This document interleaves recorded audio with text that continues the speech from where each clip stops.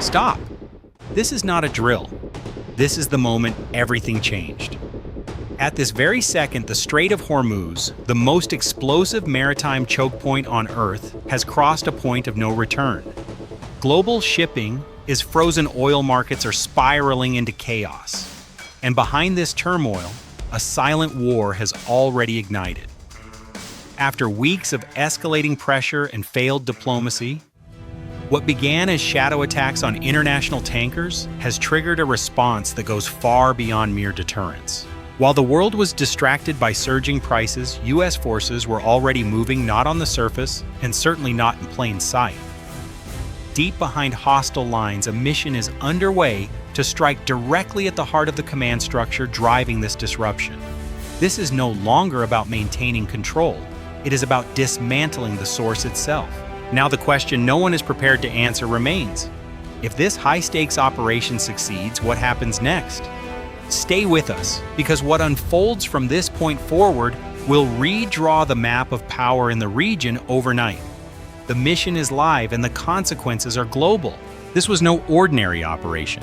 It was a lightning-fast, high-risk assault executed by 10,000 Joint Task Force operators, including Delta Force and Navy SEALs, supported by overwhelming naval power from the USS Abraham Lincoln Carrier Strike Group and additional warships patrolling the Persian Gulf. The mission aimed to decapitate the snake, destroy the nerve center, directing Iran's maritime sabotage, and reclaim freedom of navigation in the strategic waterway. What unfolded was a masterclass in precision, special operations warfare blending stealth infiltration, ferocious close-quarters combat, and rapid exfiltration under fire. Hours before the raid at a classified forward operating base on the edge of hostile territory, the atmosphere crackled with focused intensity. The 10,000 Joint Task Force operators, including Delta Force and Navy SEALs Force operators, moved methodically through the equipment staging area, each man personally inspecting and double-checking his specialized rucksack. Suppressed rifles fitted with advanced optics for close-quarters battle night vision goggles, calibrated for total darkness, breaching charges, powerful enough to shatter reinforced doors, medical kits stocked for trauma care in the field, extra ammunition magazines loaded with high-velocity rounds, hydration packs, flex cuffs for securing prisoners, and lightweight demolition kits designed to obliterate command infrastructure without leaving traces. Body armor was carefully adjusted to balance protection against small arms fire and shrapnel, with the mobility needed for lightning movement through rugged coastal terrain. Helmets were strapped tight, encrypted communication systems tested repeatedly, and night vision devices powered up and verified in complete blackout conditions.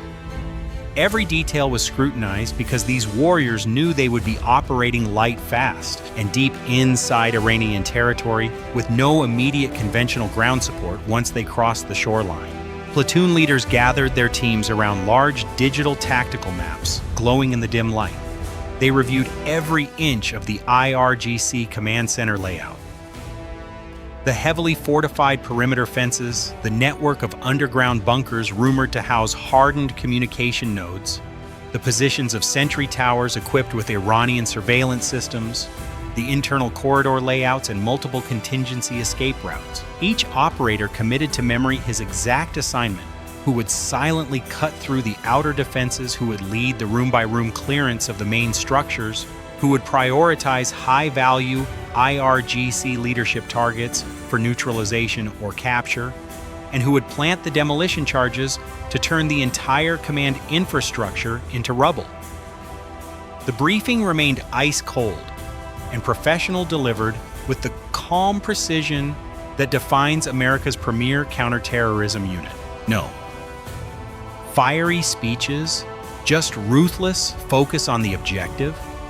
Annihilate the command center, eliminate key threats. On contact, gather any actionable intelligence and vanish before Iranian reinforcements could swarm the area.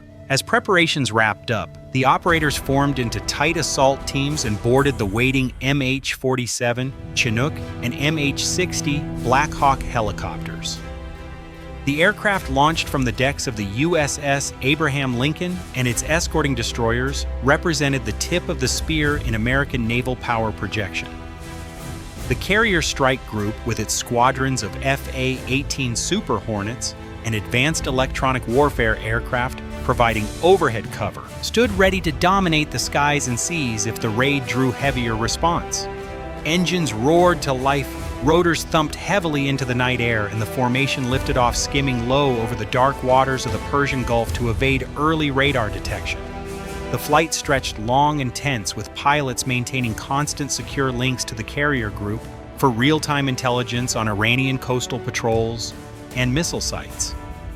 To soften the defenses before the boots hit the ground, U.S. destroyers and submarines unleashed a massive barrage of 500 Tomahawk cruise missiles, obliterating Iran's coastal radar sites and surface-to-air missile batteries in a matter of minutes. Inside the helicopters, the Delta operators sat in disciplined silence, mentally rehearsing their roles.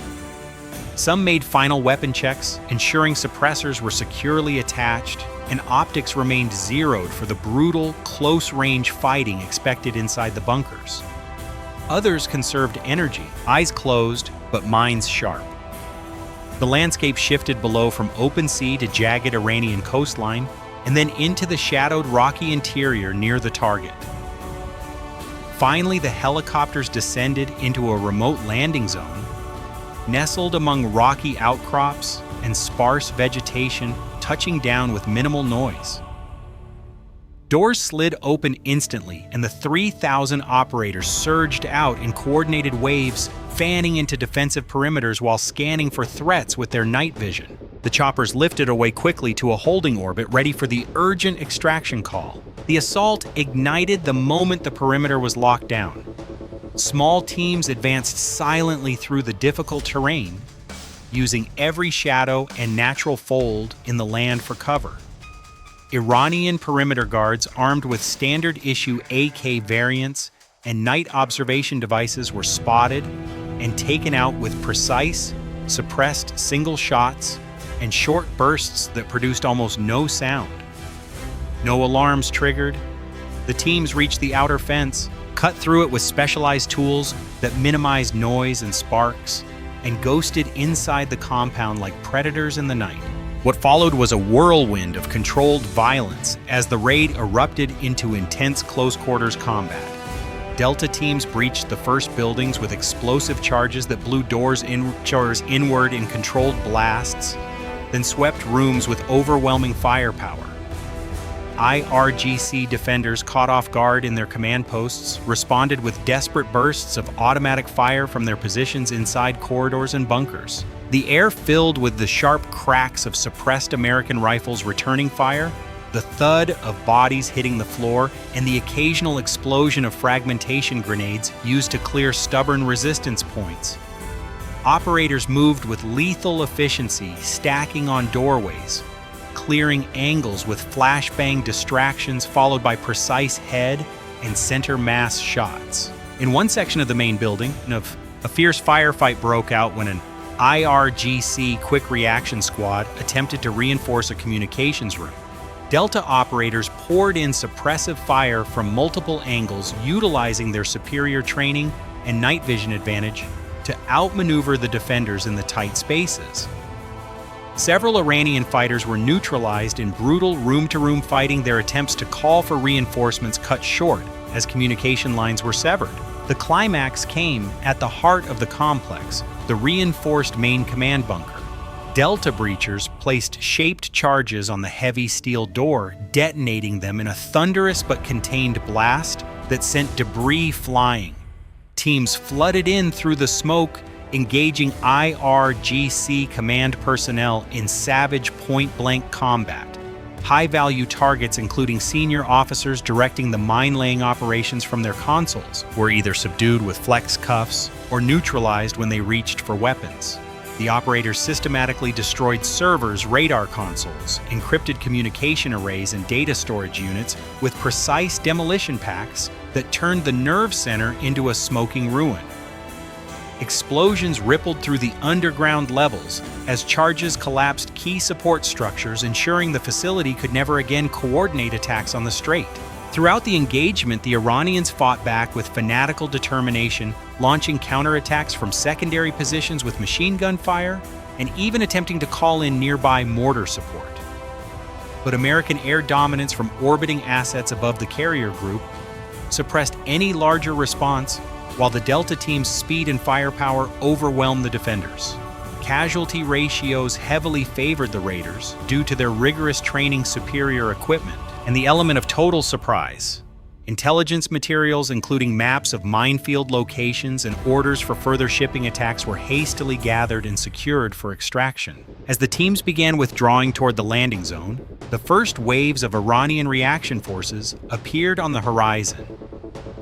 Distant vehicle headlights cutting through the darkness, sirens wailing across the compound, and sporadic small arms fire cracking in pursuit.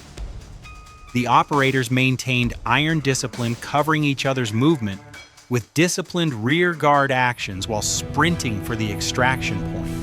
The waiting helicopters roared back in, ramps dropping as Delta soldiers boarded at full speed, the last teams laying down suppressive fire until every man was safely aboard. Rotors spun up and the formation climbed away into the night sky, leaving the shattered IRGC command center burning behind them. Back at the forward base mission, success was confirmed in real time.